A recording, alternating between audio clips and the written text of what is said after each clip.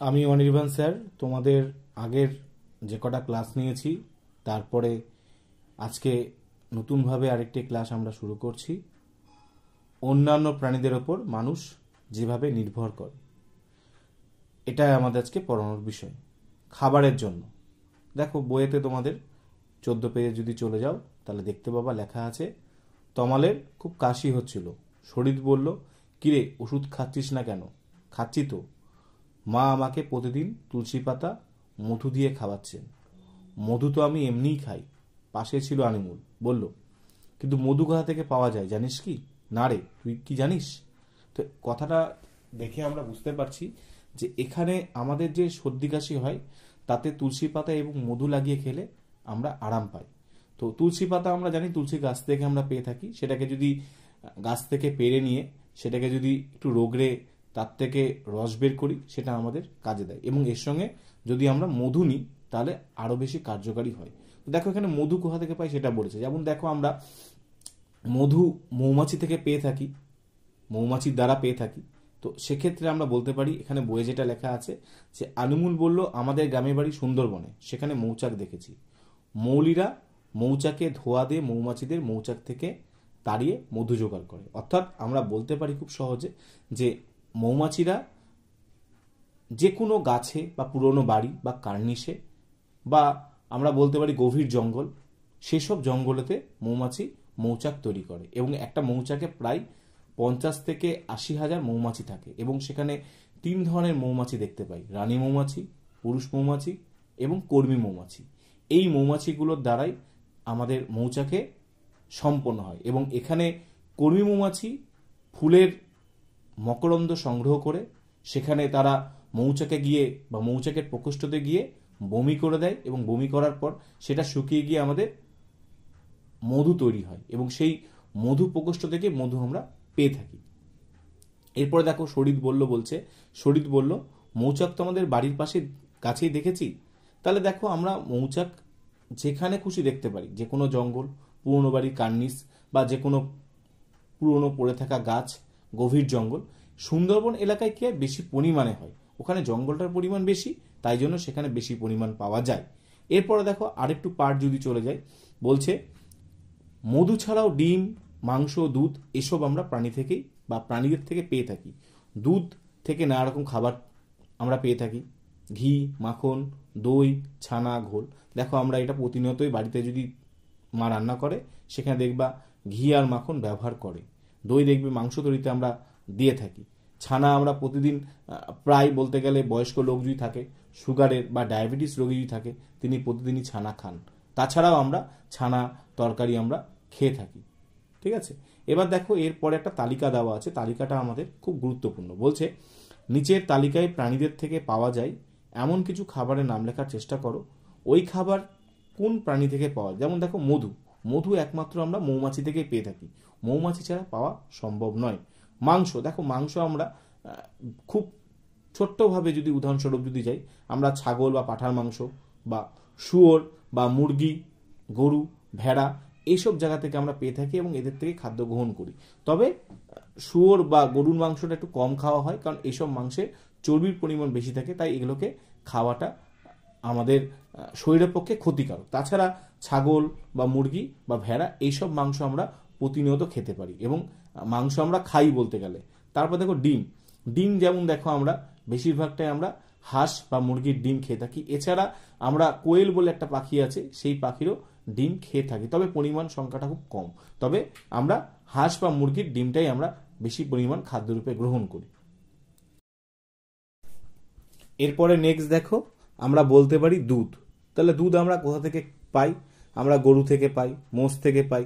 তাহলে এই দুটো থেকে আমরা খাদ্যরূপে গ্রহণ করি।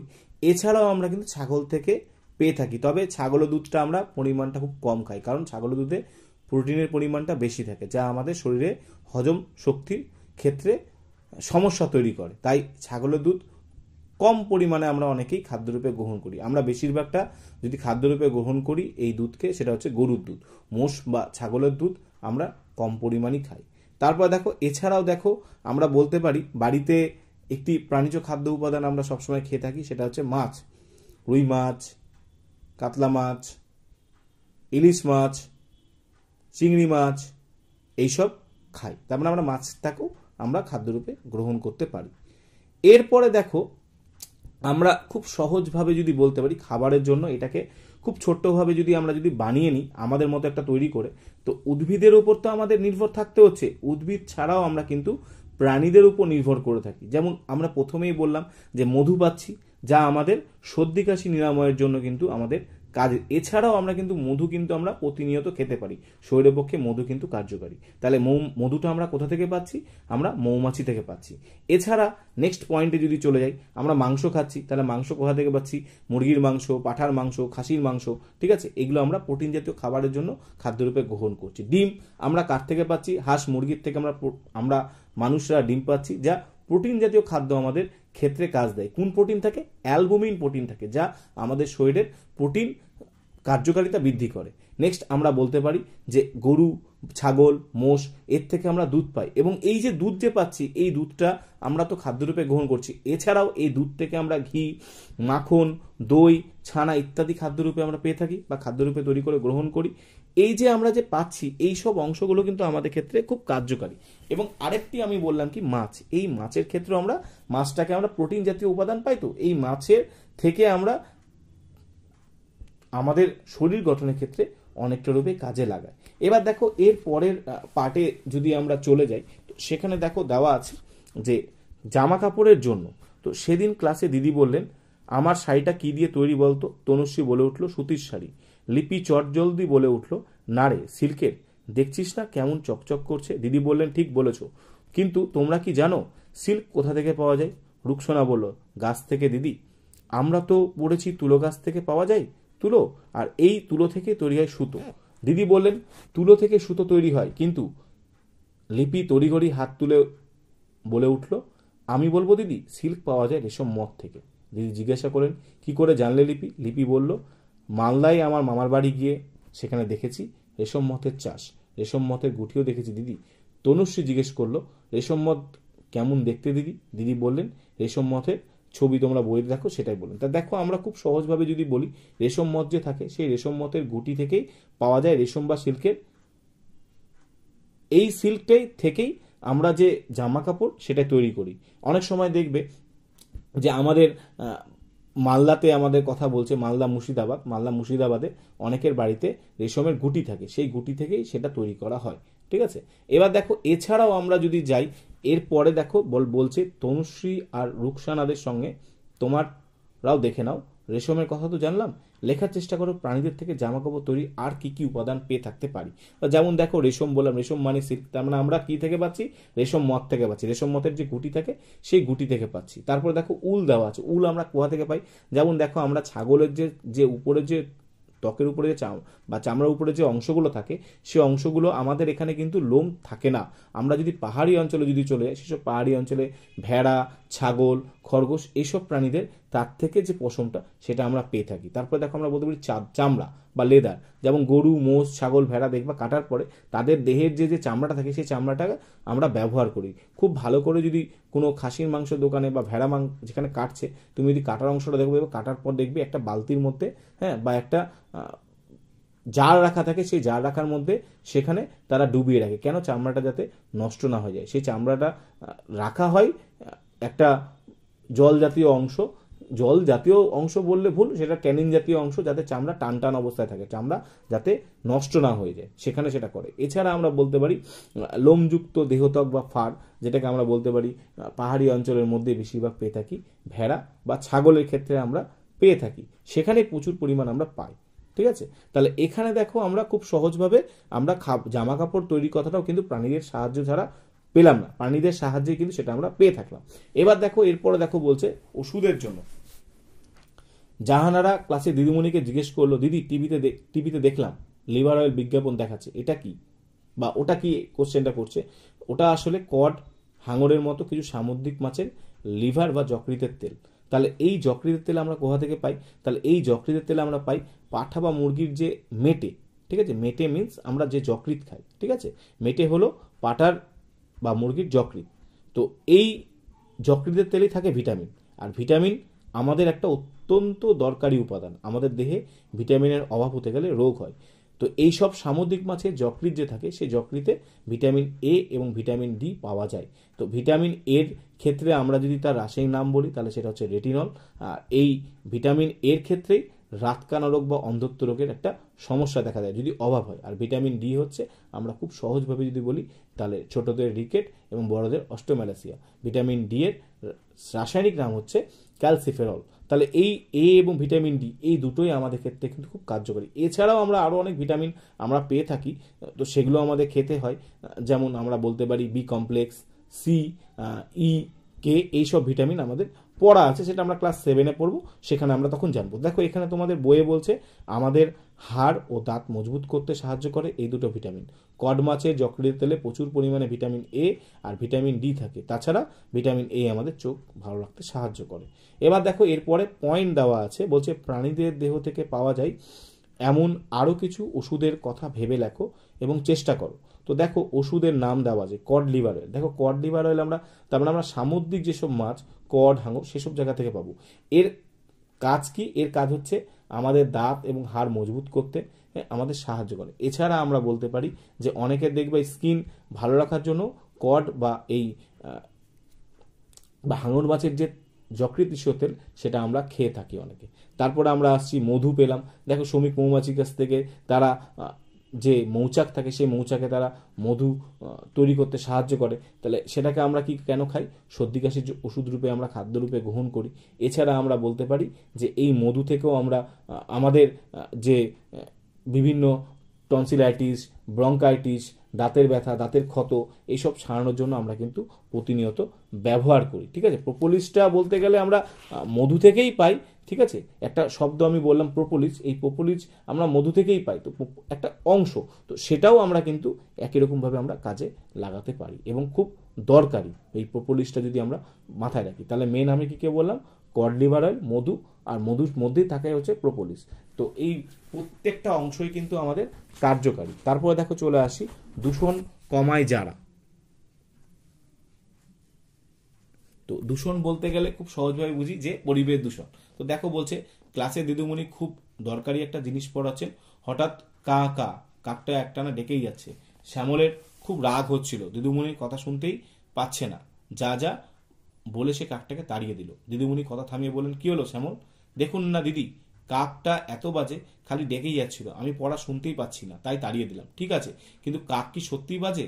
রুকসানা বলে উঠল, শুধু বাজে নয় দিদি, খুব নোংরা স্বভাবে, যেখান সেখান থেকে নোংরা মুখে করে নিয়ে আসে। প্রদীপ বলে উঠল, আগের দিন তারে আমার জামা কাপড় শুকাতে দেওয়া ছিল, একটা কাক কোথা থেকে মাংসের হাড়, রক্ত নিয়ে এসে আমার জামা কাপড়ে ফেললো। দিদি জিজ্ঞেস করলেন, আচ্ছা বলো তো ওই মাংসের হাড় সে কোথা থেকে নিয়ে এসেছিল? ঝিলাম বলল, কোথা থেকে আবার? বাজারের মাংসের দোকানের সামনের নর্দমা থেকে মুখ করে এনেছে। মোনালিসা বলল, কেন এরকম বলছিস কেন? ওই সেদিনই তো আমি রাস্তার ধারে নোংরা ছুঁড়ে ফেলে এসেছিলাম, কোথা থেকে একটা কাক এসে নোংরাটা মুখে করে নিয়ে গেল। দিদি বললেন, বাহ, আচ্ছা এবারে বলো তো প্রতিদিন সকালে ঘর ঝাড় দেওয়া হয় কেন? আসমা বলল, সে তো ঘরের নোংরা পরিষ্কার করার জন্য দিদি।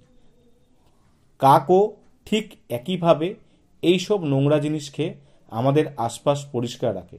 কুণাল বলে উঠল, জানি দিদি, ছোটবেলায় পড়েছিলাম কাককে ঝাড়ুদার পাখি বলে। দিদিমণি বললেন, আচ্ছা আমাদের চারপাশে তো আরও অনেক রকম প্রাণীদের দেখতে পাই, ভেবে দেখো তো এরাও আমাদের পরিবেশকে পরিষ্কার রাখতে সাহায্য করে কিনা। আনিমুল বলল, নালার ধারে আমি এক পাল শুয়োরদের চড়তে দেখেছি দিদি, নোংরার মধ্যে কি যেন করছিল। দিদিমণি বললেন, ঠিকই দেখেছ, ওরাও নোংরা খেয়ে আমাদের চারপাশে পরিবেশ পরিষ্কার রাখতে সাহায্য করে। অর্থাৎ আমরা এখানে কি পড়ছি? আমরা পড়ছি যে আমাদের পরিবেশে আমরা অনেকেই নোংরা করি, পরিবেশকে অপরিষ্কার রাখি। এই অপরিবেশ পরিষ্কার করার জন্য বিভিন্ন প্রাণীরা আমাদের সাহায্য করে, যেমন কাক, শুয়োর, কুকুর, কিছু ক্ষেত্রে বিড়াল, এবং সবথেকে গুরুত্বপূর্ণ যেটাকে আমরা বলতে পারি শকুন। দেখবে আমরা বাড়ির যদি কোনো প্রাণী মারা যায় সেটাকে আমরা ফেলে দিয়ে চলে আসি, শকুন সেই প্রাণীগুলোকে খাদ্যরূপে গ্রহণ করে পরিবেশকে পরিষ্কার রাখে এবং পরিবেশের যে গন্ধযুক্ত হয় সেই গন্ধটাকেও তারা খেয়ে নেয় বলে থাকে না। তো দেখো আমরা বাড়ির আশেপাশে যে খাবারের উদ্ভিদাংশ যেগুলো ফেলি সেগুলো কুকুর বা বিড়াল বা বাড়ির আশেপাশে যে কাক থাকে তারা সেটাকে খাদ্যরূপে গ্রহণ করে আমাদের পরিবেশকে পরিষ্কার রাখে। অর্থাৎ আমরা বলতে পারি আমাদের যে আশপাশে যেসব নোংরাগুলো আমরা ফেলছি সেই নোংরা পরিবেশকে পরিষ্কার রাখতে কিন্তু সাহায্য করে। এবার কাক বেশি পরিমাণ করে বলে তাই কাককে আমরা ঝাড়ুদার পাখি আমরা জেনে এসেছি। তো দেখো এখানে তারপরেই দেখো একটা পয়েন্ট করা আছে, বলছে আরো কয়েকটা প্রাণীর কথা ভাবার চেষ্টা করো যারা আমাদের পরিবেশকে পরিষ্কার রাখতে সাহায্য করে। যেমন দেখো এখানে আমরা যদি প্রথমেই যদি কাকে পয়েন্টে চলে যাই, আমাদের দেওয়াই আছে বই, প্রাণীর নাম দেওয়া আছে কাক।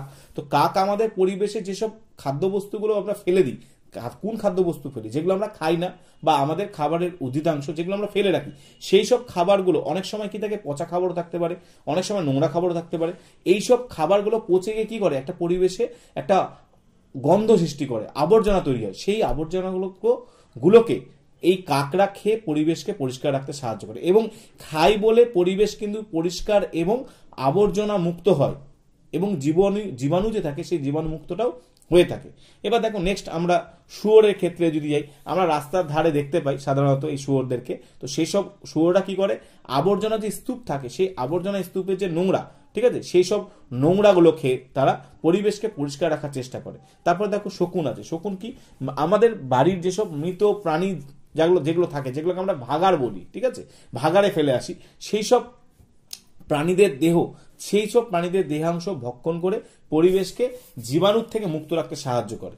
এছাড়া দেখো কুকুর বিড়াল বললাম, একই জিনিস। আমরা দেখো অনেক সময় কি করি, বাড়ির যে অবশিষ্ট যে খাবারগুলো পড়ে থাকে সেগুলো আমরা অনেকে ডাস্টবিনে ফেলি।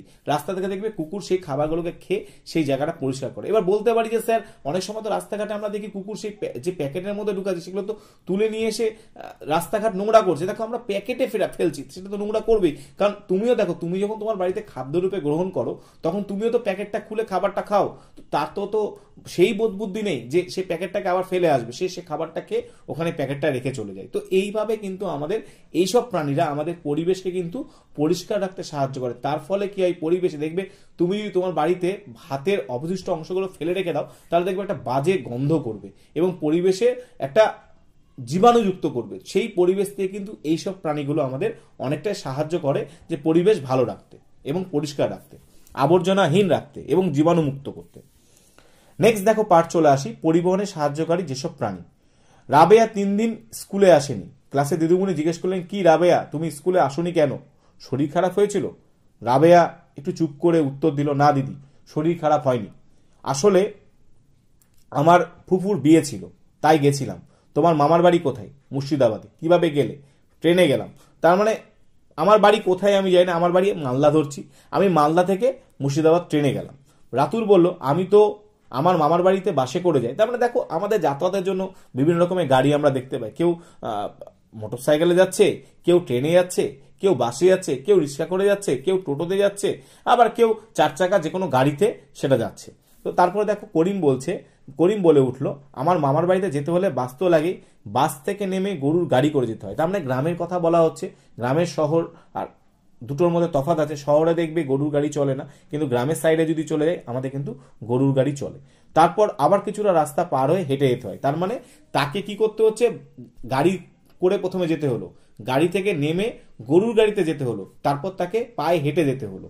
তাহলে বলছে ওখানে আমি দেখেছি গরুর গাড়ি করে ক্ষেত থেকে ধান নানা ধরনের সবজি বয়ে আনে। তার মানে দেখো গ্রামের ক্ষেত্রে গরুর গাড়িটা ব্যবহার হয়। কুসুম বলল, আমাদের এখানে তো সাইকেল ভ্যানে করে ক্ষেত থেকে শাকসবজি বয়ে আনে। যেখানে যেরকম ব্যবস্থা সেই অনুযায়ী সেখানকার তাদের পরিবহনের ব্যবস্থা অনুযায়ী কাজ চলে। তো দিদি বলে উঠলেন, বাহ, তোমরা তো তাহলে অনেক ধরনের পরিবহনের কথা জানো, আর অন্য কোনো ধরনের পরিবহনের কথা তোমরা কি কেউ জানো? রাবেয়া বলে উঠলো, জানেন দিদি, আমি না মামার বাড়িতে ঘোড়ায় টানা গাড়ি দেখেছি। তার মানে ঘোড়ায় টানা, দেখো আমাদের শহরাঞ্চলে ঘোড়ায় টানা গাড়ি দেখা যায় না, ঘোড়া টেনে নিয়ে যাচ্ছে, খুব কম সময়ে দেখা যায়। আমাদের এই মালদার বৈশাখ মাসে যখন জড়তলার পুজো হয় তখন কিন্তু আমরা ঘোড়ার গাড়ি দেখি, তাছাড়া দেখতে পাই না। কিন্তু মুর্শিদাবাদ অঞ্চল যদি যাই সেখানে আমরা ঘোড়ার গাড়ি দেখতে পাই। অর্থাৎ আমরা এখানে কি কি রূপে ব্যবহার করছি সেটাই পার্টটা দেখো, পয়েন্টটা কি বলছে, পরিবহনে সাহায্যকারী প্রাণী। তো দেখো পরিবহনে সাহায্যকারী কে কে করতে পারে, গরু করতে পারে, গাধা করতে পারে, মোষ করতে পারে, ঘোড়া করতে পারে। তো গরুর আমরা কি দেখি, বড় বড় চাকা দেখি, হ্যাঁ, সেই সব গাড়িগুলোতে গরুর গাড়িতে মানুষ চলাফেরা করতো আগে। সেই সব সময় মানুষ ধানের ক্ষেত থেকে গোলা বয়ে নিয়ে আসতো, বা দেখবে বেশিরভাগ ক্ষেত্রে আমরা জমিতে চাষ করার জন্য কিন্তু আমরা কিন্তু গরু ব্যবহার করতে দেখি, খুব কম দেখি, কিন্তু পরিমাণটা কমে গেছে। এখানে আমাদের যে পার্টটা আছে সেই পার্টটা হচ্ছে পরিবহনে সাহায্য করে। এবার দেখো তুমি তোমার বইয়ে যদি ছবি চলে আসে, সেখানে দেখো গরু এবং ঘোড়ার ছবি দেওয়া আছে। এছাড়া আমরা যদি বরফের অঞ্চলে যদি চলে যাই, সেখানে বরফের অঞ্চলের মানুষরা কুকুরকে স্লেজ গাড়ি রূপে ব্যবহার করে, কুকুরের শরীরে লাগিয়ে দিয়ে স্লেজ গাড়ির মতো ব্যবহার করে। তার মানে প্রত্যেকটা প্রাণীর তার ব্যবহার আমরা পেয়ে থাকি এবং তার ক্ষেত্রে আমরা কাজে লাগাই। যেমন দেখো, তারপর দেখো তোমাদের পয়েন্ট বলেছে, এবারে তোমরা তোমাদের দেখা কিছু প্রাণীর কথা লেখার চেষ্টা করো যা পরিবহনে কাজে লাগে। যেমন দেখো গরুর ক্ষেত্রে যদি যাই, আমরা খুব সহজভাবে আমরা বলতে পারি যে গরু ক্ষেত্রে আমরা গ্রামাঞ্চল থেকে বা শহরাঞ্চলে অনেক সময় কি হয় যে সবজি থাকে, সেই সবজি বয়ে আনার কাজ করি। কোথায় দেখেছো? দেখো আমরা শহরে খুব কম দেখি, গ্রামের ভিতরেই দেখতে পাই। ঘোড়াও একই জিনিস। আমরা বিভিন্ন ধরনের যে খাবারগুলো হয়, খাবার বলতে গেলে দেখো যে ধানের বোঝা থেকে যে ক্ষেত বা শাকসবজি, সেই সব অংশগুলো আমরা নিয়ে আনার চেষ্টা করি। এবার দেখো এই দুটো দেখি। এছাড়া আমরা বলতে পারি এই দুটোর পরে কিন্তু আমরা খুব সহজভাবে যদি যাই, আমাদের কিন্তু এই শহরাঞ্চলে গরু বা ঘোড়া ছাড়া আর কিছু দেখা যায় না। সেক্ষেত্রে অনেক সময় মোষ আমরা দেখতে পাই, মোষও নিয়ে যাই। মোষকে একই, সব কাজগুলো একই, কাজ কিন্তু কারো আলাদা না, প্রত্যেকের কাজ কিন্তু একই রূপে, আলাদা কিন্তু কোনো মতেই তুমি পাবা না। তো এবার দেখো এছাড়াও আমরা আরেকটা পরিবহনের জন্য ব্যবহার করি, মরুভূমি অঞ্চলে উটকে আমরা দেখতে পাই। কি হয় সেখানে মরুভূমি যাত্রী পরিবহন করার জন্য বা কোনো মাল পরিবহনের জন্য উট কিন্তু ব্যবহার করা হয়ে থাকে। ঠিক আছে, তাহলে এই জায়গা অংশগুলো আমরা কিন্তু মানুষরা ব্যবহার করে চলি। ঠিক আছে, এবার দেখো নেক্সট দেখো বলছে, আচ্ছা তোমাদের এলাকার এমন কোনো প্রাণীর কথা তুমি কি জানো যারা আগে পরিবহনের কাজে সাহায্য করতো কিন্তু এখন আর করে না? তাদের নাম লেখার চেষ্টা করো। এটা আমার সাহায্য নিতে বলেছে। যেমন দেখো আমরা গরু ব্যবহার করা হতো, গরু কি ব্যবহার করা হতো কি পরিবহনের কাজে? দেখো আমরা জিনিসপত্র যেগুলো নিয়ে যেতাম সেগুলো মোটামুটি পেতাম। শহরাঞ্চলে দেখো এখন কিন্তু গরু আমরা দেখতে পাই না। এর পরিবর্তে এখন কি ব্যবহার করা হচ্ছে? দেখো এখন বেশি সত্যি কথা বলতে গেলে যে রিক্সা বা টোটো বা হুটখোলা যে গাড়িগুলো, সেই গাড়িগুলো ব্যবহার করা হচ্ছে। একদম এই মাথাটা আমরা যদি নিই, গরু হোক বা মোষ হোক বা ভেড়া হোক, এই জায়গাগুলোর ব্যবহারটা কি হয়ে গেছে, এই সব প্রাণীগুলোর ব্যবহার কমে গিয়ে সেখানে হুটখোলা গাড়ি বা টোটো বা বিভিন্ন ধরো যে ভ্যান রিক্সা যাকে আমরা বলি, সেগুলো ব্যবহার বেড়ে গেছে। এইসব প্রাণীগুলোর ব্যবহার কমে গেছে, মানুষ কমিয়ে ফেলেছে, এইসব ব্যবহার প্রাণীগুলো কমে গেছে।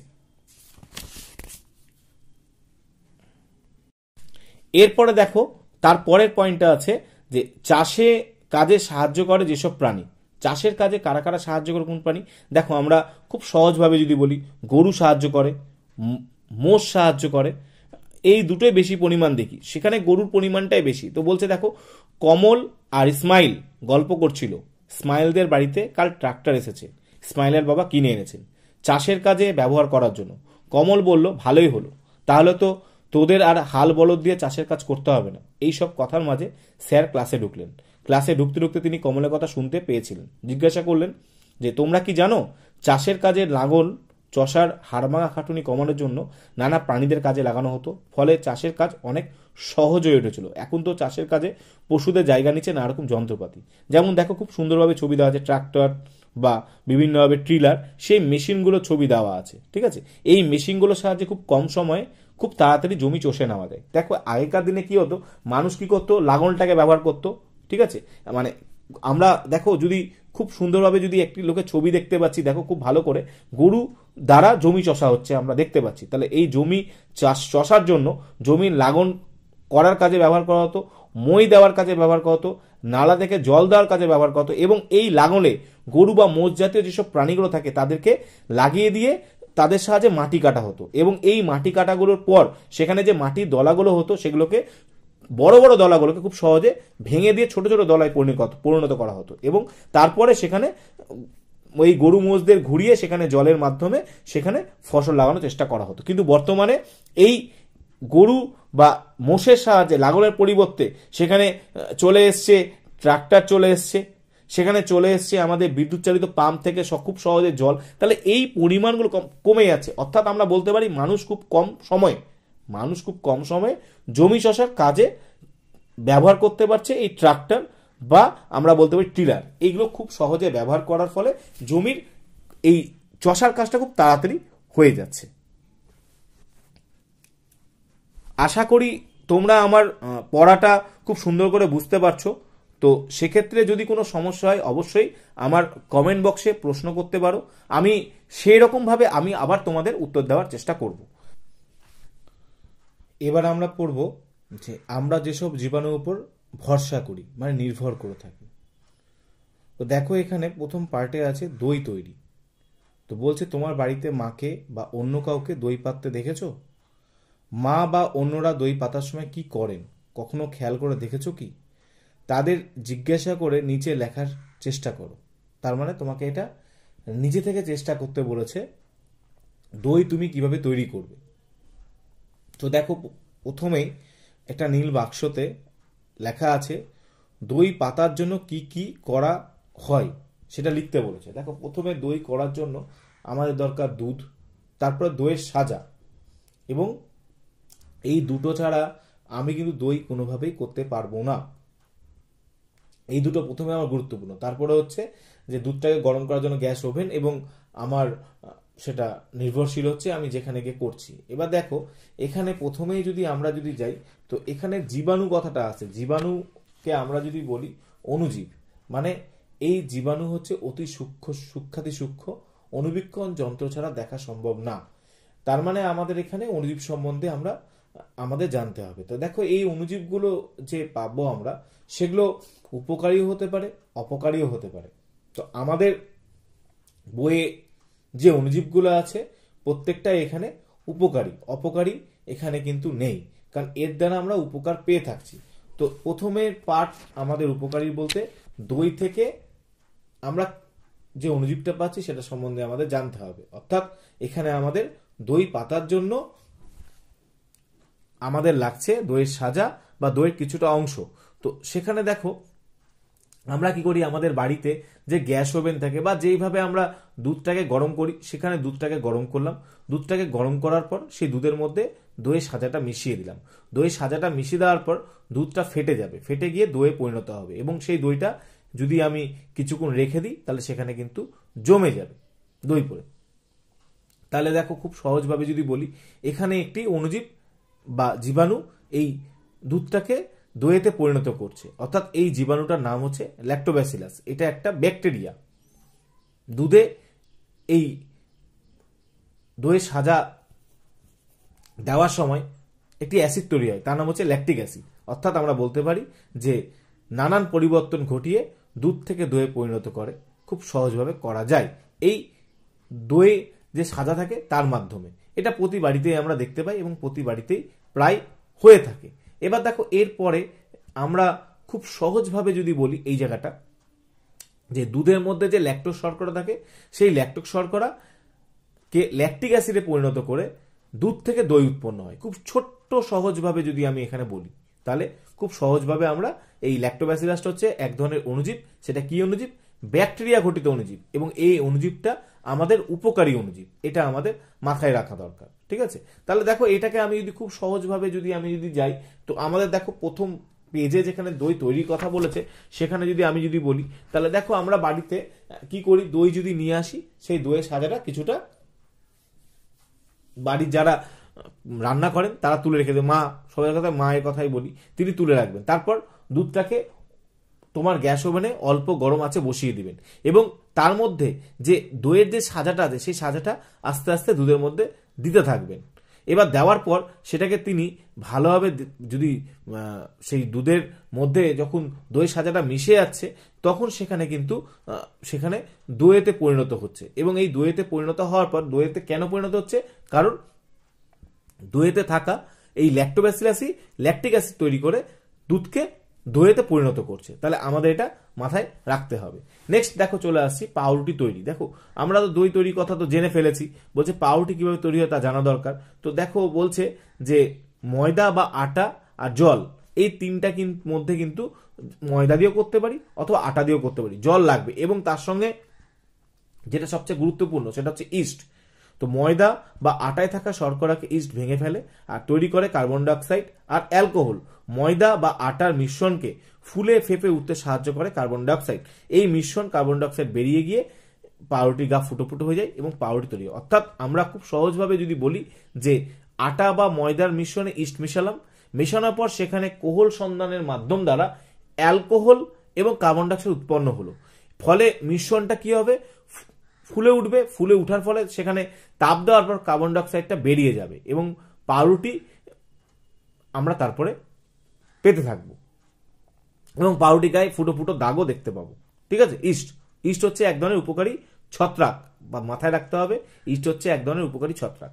এবার দেখো নেক্সট চলে আসি ওষুধ তৈরি।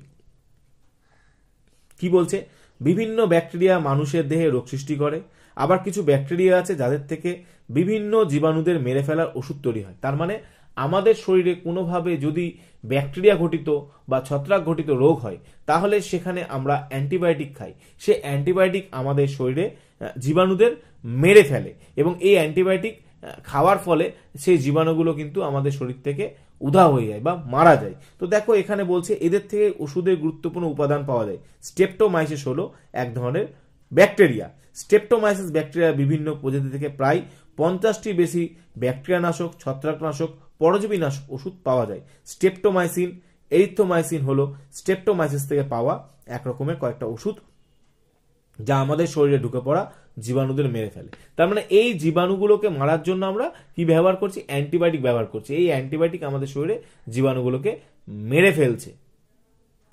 তাহলে দেখো এখানে আমরা আজকে পড়লাম এই জায়গাতে যে আমরা উপকারী অণুজীব সম্বন্ধে পড়লাম যারা আমাদের উপকার করছে। দই তৈরি করছি ল্যাক্টোব্যাসিলাসের মাধ্যমে, সেটা ল্যাকটিক অ্যাসিডে পরিণত হয়ে দইয়ে পরিণত হচ্ছে, তাহলে দইটা আমাদের উপকারী, আমরা অল টাইম খেতে পারি। এছাড়া দেখো পাউরুটি তৈরি করার জন্য আমরা ইস্ট ব্যবহার করছি। ইস্ট কিন্তু শুধু পাউরুটি না, আমরা বেকারি শিল্পে যতগুলো খাদ্যরূপে গ্রহণ করি, বিস্কুট, কেক, হ্যাঁ, এইসবেতে কিন্তু তোমার ইস্ট ব্যবহার করা হয়। তারপরে আসি ওষুধ তৈরি। দেখো আমরা আমাদের শরীরে যদি কোনোভাবে অণুজীব দ্বারা আক্রান্ত ঘটে থাকে তাহলে আমাদের কিন্তু অ্যান্টিবায়োটিক খেতে হয়। সেসব অ্যান্টিবায়োটিকের দ্বারা আমরা কিন্তু অণুজীবগুলোকে খুব সহজে মেরে ফেলতে পারি। আশা করি তোমরা প্রত্যেকে ক্লাস করেছো এবং ক্লাসগুলো আশা করি তোমাদের প্রত্যেকের ভালো লেগেছে। ভালো লাগার কারণ আমি বলবো না, তোমরা প্রত্যেকে ক্লাসগুলোকে করো এবং এই ক্লাসগুলো করার পর আমি একটা এক্সাম নিব। এই এক্সামের নেক্সট দিন ধরে রাখো এক্সাম আমি নিতে পারি। তো প্রত্যেকে খুব ভালো করে ক্লাসটা করে নাও এবং আমার যে যতগুলো ক্লাস হয়েছে, যতগুলো যেভাবে পড়িয়েছি প্রত্যেকটা ক্লাস ফলো করো। কোশ্চেন সেখান থেকেই পড়বে এবং ভালো থাকো, সুস্থ থাকো। আর যদি ভালো লেগে থাকে তাহলে লাইক করো। আর যদি কোনো প্রশ্ন তোমাদের জানার থাকে এই চ্যাপ্টার থেকে তাহলে আমার কমেন্ট বক্সে তোমরা প্রশ্ন করো। সেই প্রশ্ন নিয়ে আমি নেক্সট ক্লাসে তোমাদেরকে আমি সেটা সম্বন্ধে জানাবো। ভালো থেকো এবং সুস্থ থাকো।